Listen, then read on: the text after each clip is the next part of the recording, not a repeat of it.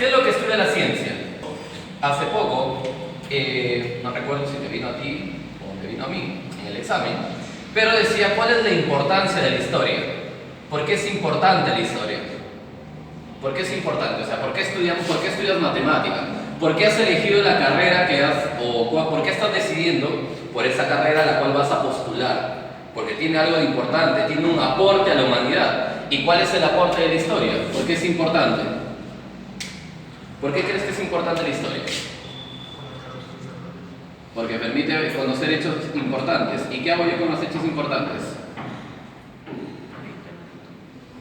Los conozco nada más y los guardo en mi memoria forever and ever, por los siglos de los siglos, amén. ¿O qué hago yo con la historia?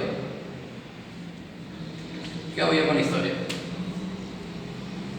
¿Qué hago? A ver, cuando tú conoces un hecho histórico, por ejemplo, ¿quieres saber por qué tu abuelito con tu abuelita todas las noches, no mentiras, por qué tu abuelito y tu abuelita migraron, por ejemplo, de una ciudad a otra ciudad? ¿Quieres saber un por qué? Hay un motivo. O sea, eso es historia. Tú tienes que saber el por qué. De igual manera, la historia permite conocer lo que es el pasado. Permite conocer el pasado. Permite conocer el pasado. ¿Verdad? Todo lo pasado es historia, el presente es historia. ¿El presente es historia? También, ¿verdad? El futuro es historia. ¿Es historia o no es historia? Es historia aún no escrita, ¿no? Es historia aún no escrita. Ahora, la pregunta de San Marcos venía, ¿no? ¿Cuál es la importancia de la historia? Y la respuesta era así más o menos. Permite conocer el pasado, entender nuestro presente y proyectarnos hacia el futuro.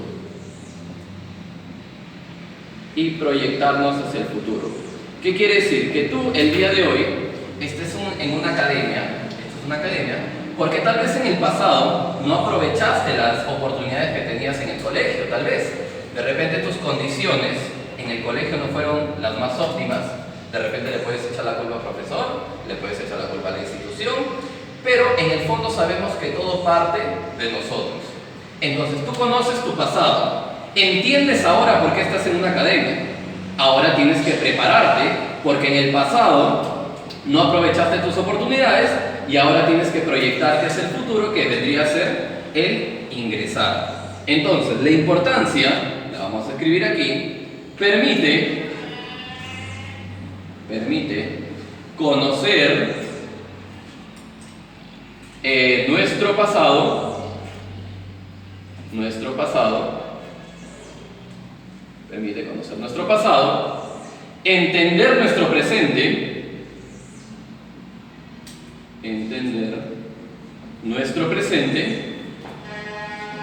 y proyectarnos hacia el futuro.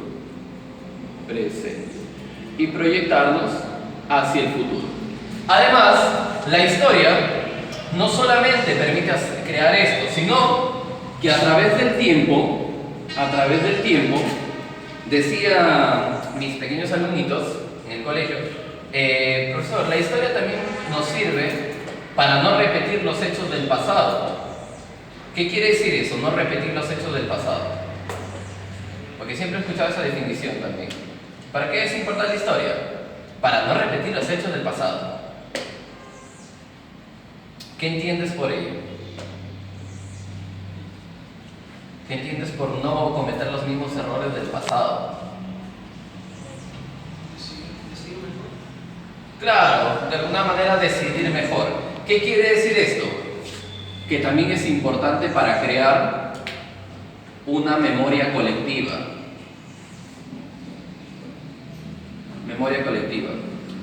¿Alguien quisiera una tercera guerra mundial? ¿Una segunda guerra con Chile? Para esta vez sí ganarla. Esta vez sí tenés lista, ¿sí o no? ¿O no? te mueres y te vuelves héroe. ¿Verdad? Te mueres y te vuelves héroe. Entonces, de alguna manera la historia, al conocer nuestro pasado, entender nuestro presente y proyectar nuestro futuro, también nos permite en el presente crear una memoria colectiva del pasado y no repetir aquellos hechos que han sido trágicos para la humanidad. Nadie quisiera otra vez una bomba atómica, que caiga una bomba atómica, menos en el Perú. Si con Rata Blanca no vaya, estamos sufriendo, imagínate con bomba atómica. Entonces, de alguna manera, la historia es importante para todos estos sucesos. A veces en los colegios, en las universidades, no se toma mucho en cuenta. Pero, por ejemplo, si estás estudiando ingeniería, a ver, no sé, ¿esta qué es para construir? Civil, gracias. Esta, ingeniería civil. Necesitas saber la historia de la ingeniería civil.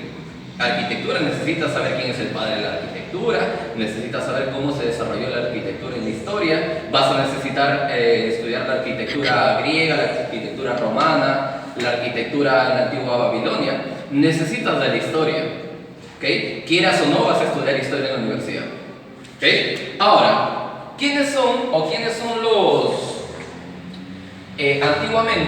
antiguamente, ¿dónde encontramos la historia o los indicios de ciencia histórica más antigua? ¿En dónde? En Grecia, ¿verdad? Personajes. Hablamos especialmente de Grecia. Es decir, antes de Grecia no había historia, ¿o sí había historia? Sí. Sí había, sí, ¿no? Pero no era digamos que no había sido tomada como ciencia, sino en la Grecia antigua, la historia tenía un sentido simplemente narrativo, como una narración de sucesos. Tenía un sentido narrativo. O sea, por ejemplo, ¿no? Querías comentar sobre el hecho de las primeras conquistas, entonces había alguien que describía todo lo que había pasado, pero como ciencia aún no, hasta que apareció el señor Heródoto, que es considerado a ver, ese sí te la sabes, considerado que el papi, ¿no? El padre de la historia. Libro, ¿qué libro escribió? ¿Cuál? Los 9 libros de la historia. ¿Qué se retrata en los 9 libros de historia? Las guerras médicas. ¿Qué son las guerras médicas? La guerra entre los persas y los griegos. ¿Quién ganó? Los griegos, ¿verdad? Los 9 libros de la historia. Ahora, ¿por qué se le considera el padre de la historia? ¿Por qué? ¿Por qué? ¿Por qué él es el padre de la historia? Porque por aquí también vamos a encontrar otro padre, que es Tucídides, o Tucídides, como quieras ponerlo. Tucídides le voy a poner, Tucídides. ¿Por qué este señor también es padre de la historia? Tucídides. Pero hay una diferencia entre los dos.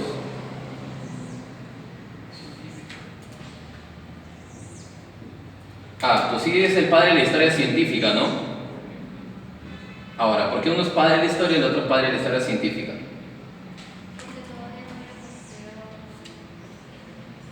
Porque todavía no era considerado como...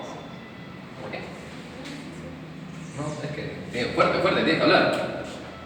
El padre de la historia fue llamado por el emperador Cicerón, ¿okay? Heródoto se le considera padre de la historia porque es el primero en recopilar los hechos históricos. Conocemos a él en cuanto a quien viajó, por ejemplo, viajó hasta Mesopotamia. Él fue quien le puso el nombre a Mesopotamia. Mesopotamia, que viene de Mesopotamos, valle entre ríos. Él fue el que llegó hasta Egipto también y le colocó a Egipto el don del Nilo. Es el primero en recopilar los hechos históricos. ¿Y por qué el señor Tucídides es considerado el padre de la historia científica? Antes que me olvide, obra de Tucídides. Ahora, las guerras del Peloponeso. ¿Quiénes participaron? Esparta versus Atenas, ¿verdad? Ahora, ¿por qué él es el padre de la historia científica? Hechos verídicos. ¿Qué más? ¿Qué más? ¿Qué diferencian recopilar hechos históricos casi con un sentido narrativo? ¿Y cuál es lo que diferencia la ciencia? A ver, ¿cuál es el método científico? Por ejemplo, observación, hipótesis, experimentación y conclusión o crítica, también podríamos asemejarlo acá. Cuando hablamos de padre de la historia científica, es que él no solo analizó la historia como un hecho o como una narración, sino que también analizó aquellas causas de las guerras y también analizó el contexto de la guerra y también aportó una crítica o consecuencia de las guerras. ¿Qué quiere decir? Que no lo tomó solamente como hechos históricos narrativos, sino introdujo lo que se conoce como la crítica. Introdujo la crítica. Analizó causas, consecuencias de las guerras. Introdujo la crítica. Es por ello que se conoce como el padre de la historia científica. Ahora, no solamente vamos a ver una sola definición de historia, sino que a través del tiempo se han visto muchas definiciones. En la historia antigua, durante el feudalismo, durante el capitalismo y especialmente ahora en el siglo XXI, entre el siglo XX y el siglo XXI. A estas otras concepciones de historia o a estos nuevos aportes en cuanto a los conceptos históricos se les conoce como corrientes históricas. Corrientes históricas. Por ejemplo, tenemos el positivismo histórico. ¿Qué es el positivismo, filosofía?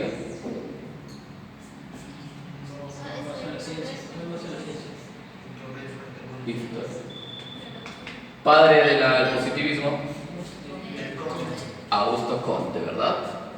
Ahora, ¿qué nos quiere decir o quién es el representante especialmente del positivismo histórico?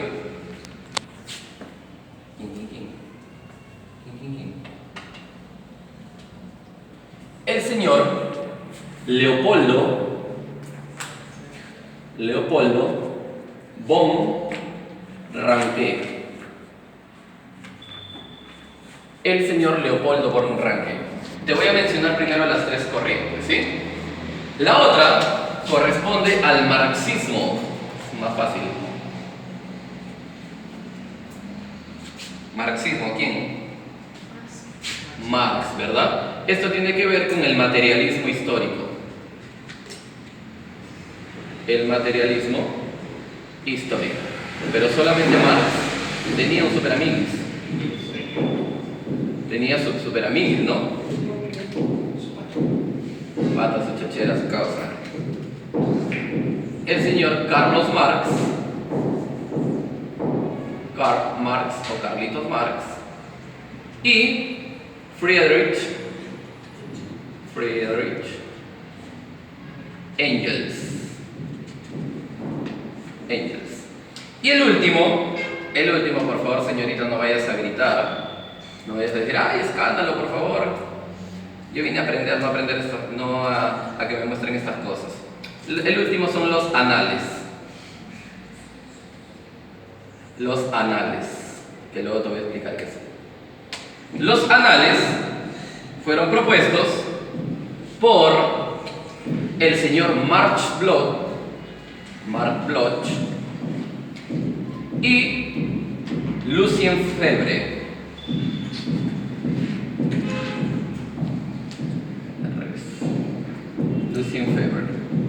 Ahora, cada una de estas corrientes históricas propone algo diferente en cuanto a la visión de la historia.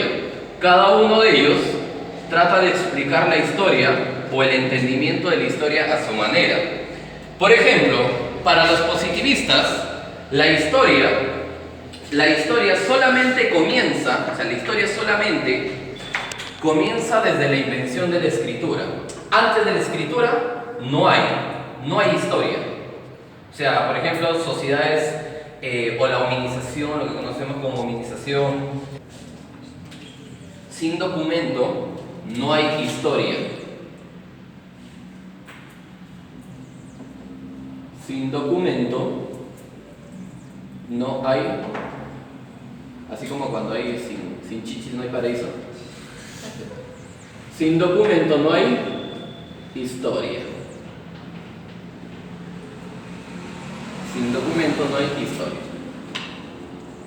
Ahora, estos utilizan bastante ¿qué fuente? Porque sabes que ahorita vamos a hablar de las fuentes, pero utilizan bastante ¿qué tipo de fuente? La fuente documental. La fuente documental. Además del predominio de la información. ¿Qué quiere decir eso? Que todo lo que esté en que todo lo que esté en el documento tiene que ser aprendido. Eso me hace recordar mucho a la época del virreinato. ¿Cómo era la educación durante el virreinato? Hay dos principales características. No, de la educación. Memorística y dogmática, información.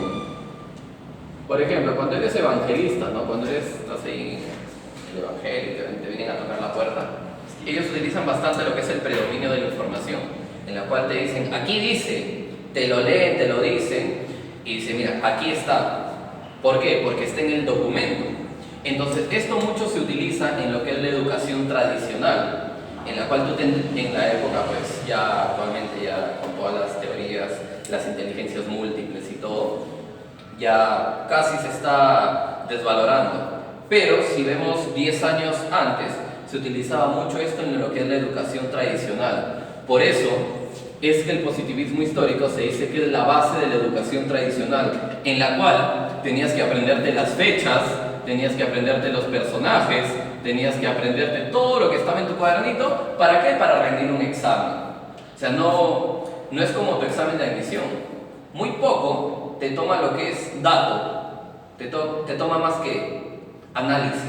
O sea, tu pregunta, te pone 5 líneas de texto. 5 líneas de texto ¿para qué? Para que tengas comprensión lectora. Y tú sabes que siempre la respuesta está arriba o está al último.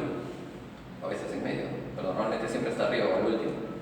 Entonces, de alguna manera, San Marcos también está quitando este sentido memorístico. Ya no te pregunta, ¿dónde está Mesopotamia o dónde está Troya? La civilización de Troya actualmente, ya no te pregunta. O sea, te toma más texto y análisis. ¿Okay? Base de la educación tradicional. Y para Marx, base de la educación tradicional. Y para Marx, ¿qué dice? Para Marx, ¿qué es lo más importante? ¿Qué es lo más importante? Las relaciones que se dan a través de la historia. ¿Pero qué tipo de relaciones? Relaciones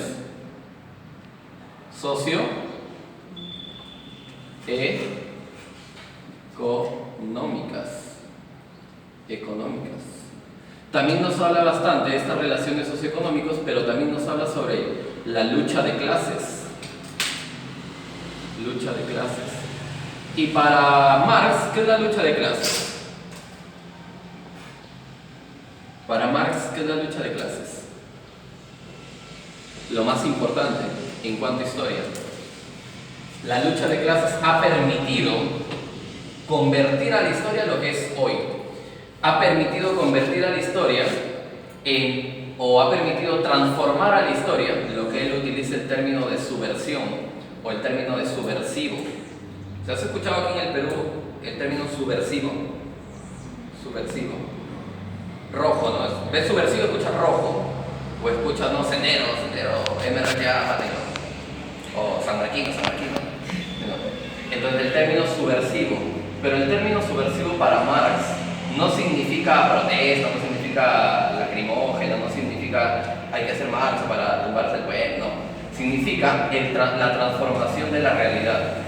O sea, para Marx la lucha de clases ha sido lo que ha permitido transformar a la sociedad, lo que él considera como el motor de la historia. Motor de la historia. El motor de la historia. Y a través de esa historia, en la lucha de clases, vamos a encontrar mucho las relaciones de contradicción. Las relaciones de contradicción, que ya lo vamos a ver después. Contradicción. O lo que también se conoce como los antagónicos. ¿Qué es algo antagónico? Ya venía en tu examen, ¿verdad?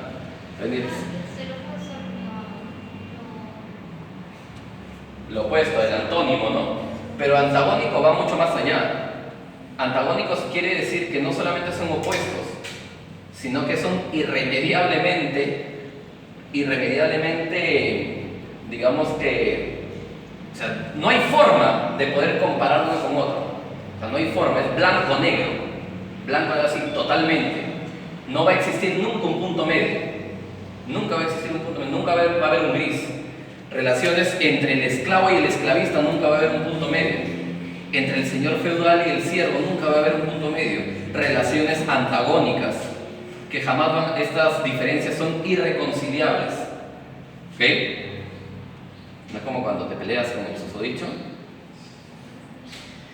Y luego al día siguiente están volviendo. De que no. En cambio, para los anales, ¿qué entiendes tú por anales? Bueno, mejor no te pregunto. Para Marx Bloch y Lucien Febvre, ¿qué son los anales? Utiliza bastante, o los anales surgen más que todo como una crítica al positivismo histórico. Al positivismo histórico. Si el positivismo histórico utiliza el predominio de la información en la fuente documental como principal herramienta para poder buscar a la historia, y nos dice que incluso sin documento no hay historia, para los anales de la historia, estos postulados no permiten conocer a la historia, no permiten conocer a la historia como una historia total o una historia totalizadora. ¿Qué permite conocer una historia total? La utilización de otras fuentes, no solamente la fuente escrita, sino la fuente... ¿Qué otra fuente hay? ¿Qué otra fuente hay?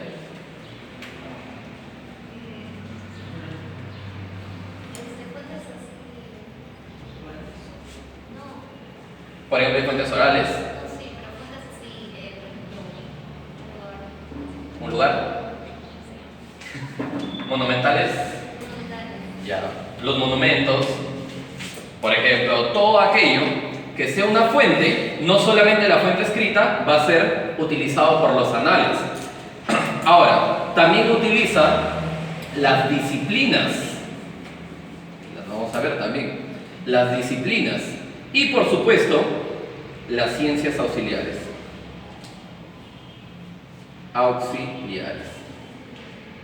¿Okay? También utiliza las fuentes auxiliares.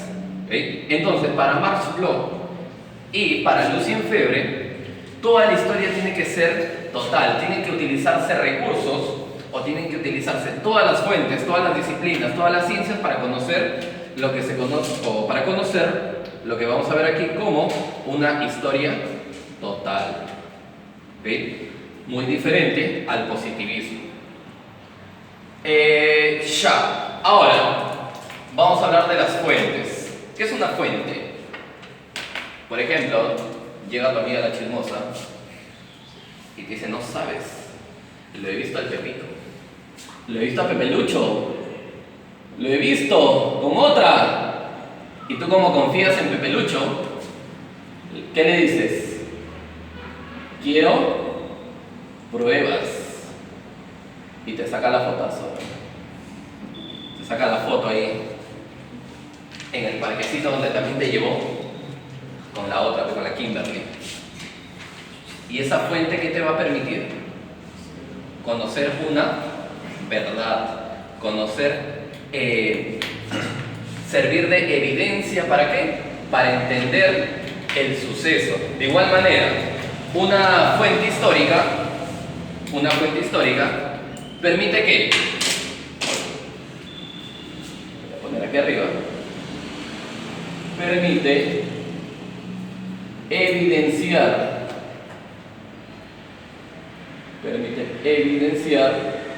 los hechos históricos. ¿Qué quiere decir eso? Que permite dar veracidad a los hechos históricos. Sin las fuentes sería narración. Sin las fuentes no sería historia. Yo, ¿cómo puedo decirte que, por ejemplo, que las sociedades egipcias solían construir grandes monumentos o grandes tumbas funerarias en forma de pirámides? ¿Yo cómo te puedo decir eso? O sea, sin sustento. Vengo y te cuento aquí. ¿No me crees? De repente me puedes creer. Pero entonces yo te saco así una fotazo.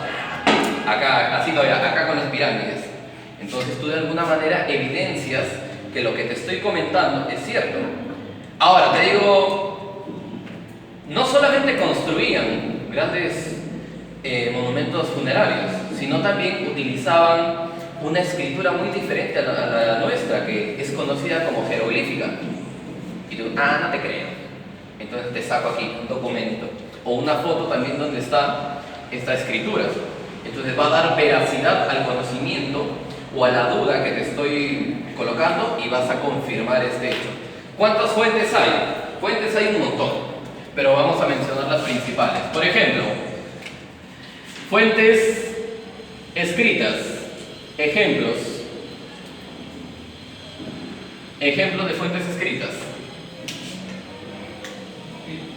¿Cómo? Un papiro. Otro. Una pared. Una piedra pero grabada. Vamos a ver, pared o piedra grabada.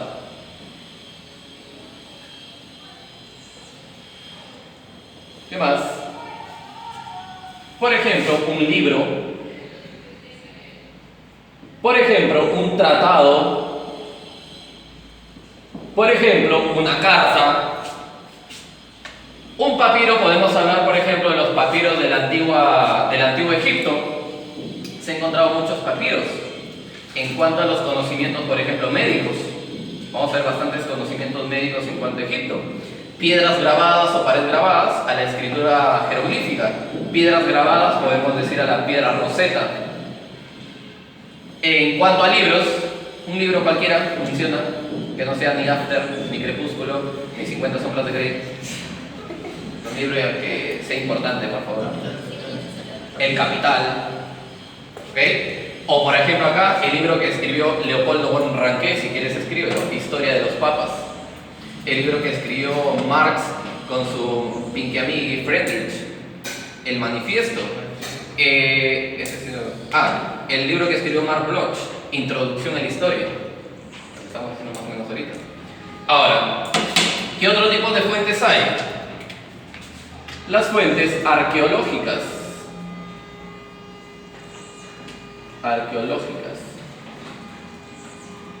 Las fuentes arqueológicas. Por ejemplo,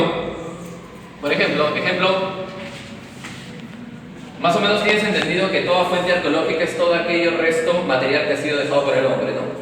¿Ya lo tienes ese concepto? Grabadito. Pero ¿qué objetos? Por ejemplo, ¿qué? Las lanzas, para lanzar, no la otra lanza. Ya. Las lanzas. Otro, por ejemplo, la cerámica. Otro,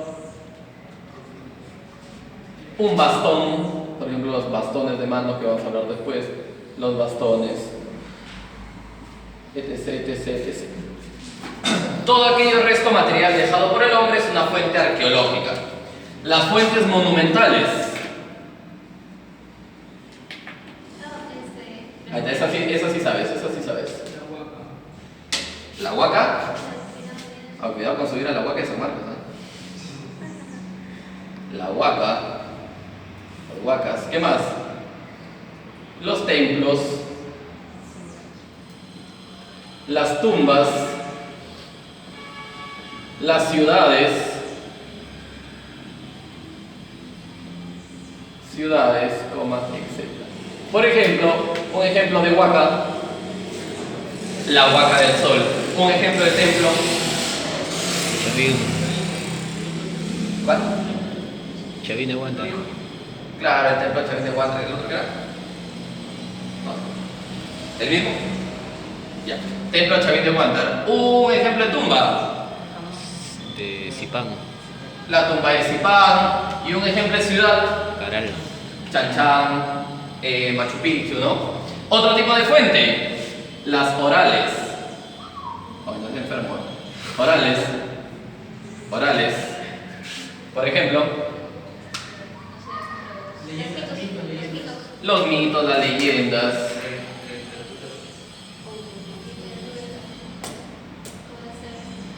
Puede ser, por ejemplo, un himno. Un himno. Por ejemplo, una canción. Imagínate que de 50 años. Imagina que de 50 años a tus nietos le dicen, oye, hace tiempo escuchaba el fútbol y le cantas y es una fuente oral. ¿Por qué? Porque esta canción está perdurando a través de la historia. Pasarán 500 años y tus tataranietos seguirán cantando, ¿no? Entonces analizarán cómo era la sociedad, en el siglo XXI. Estarán no sé en qué siglo, pero empezarán a decir, ay, ya, mira cómo eran retardaditos. Entonces, analizan los mitos, las leyendas, el himno, las canciones, etc. Ahora, ciencia que recién aparece en el siglo XX, en el siglo XIX, disculpa. Audiovisuales. Por ejemplo, disculpa, las audiovisuales aparecen obviamente primero con la invención de la cámara fotográfica, la invención de los primeros proyectores de video, los proyectores, ¿no? Las cámaras de video. ¿Qué quiere decir eso? Ejemplos de audiovisuales, que ya las mencioné, por ejemplo, una foto. Otra, un vídeo. Prácticamente les hemos mencionado todo, ¿no? Por ejemplo, un reportaje. Un reportaje. Otro. ¿Qué otro podría ser? Otro. Una grabación de audio. Un fax, etcétera, etcétera, etcétera. Todo aquello que hayas utilizado con la tecnología del siglo XIX y XX va a ser considerado como fuente audiovisual. Por ejemplo, una foto importante. Una foto importante. Una foto de la Segunda Guerra Mundial. Por ejemplo, una foto importante. Neil Armstrong en la Luna. Primera foto de la Tierra. Comprobación verídica de que la Tierra es esférica. Un video importante. ¿Cómo? Por ejemplo, la muerte de Kennedy. Ahí está el asesinato de Kennedy. Un reportaje importante. Bueno, hay mucho. En cuanto a grabaciones, también por ejemplo los Vladimireos, ¿no? Los Vladimireos. Entonces, ahora, hay otra que no tiene que ver con las escritas, las arqueológicas, monumentales, orales o audiovisuales. Tiene que ver con el ser humano en sí. Se llaman antroposomáticas. ¿Qué es eso? Antroposomáticas. ¿Qué quiere decir? Todos aquellos restos humanos dejados a través de la historia. Por ejemplo, ¿no? Un diente. ¿Para qué quiere un diente? para qué utilizarían un diente? Para saber cuál es la dieta, ¿no? La fortaleza de los dientes. Por ejemplo, ¿no? Una mandíbula, un fémur, un radio, un cráneo. Y nos estamos olvidando de uno muy importante. Por ejemplo, las heces.